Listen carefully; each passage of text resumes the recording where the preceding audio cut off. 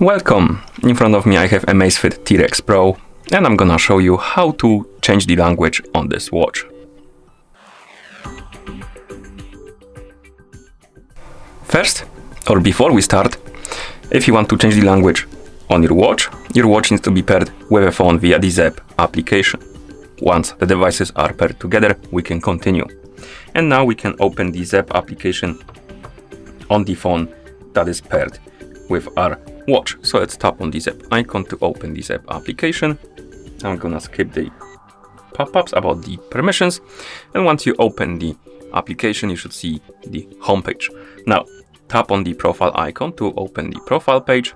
And on this page, you should see the list of my devices. Find the AMAZFIT T-Rex Pro on the list and tap on it. Now, scroll down through this page, find the option called Watch Settings and tap on it.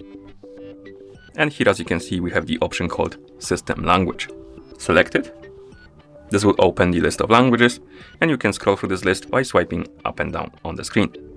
Now, find the language you would like to use on your watch, tap on it to select it, and once you select the language, tap on the OK button to save the settings.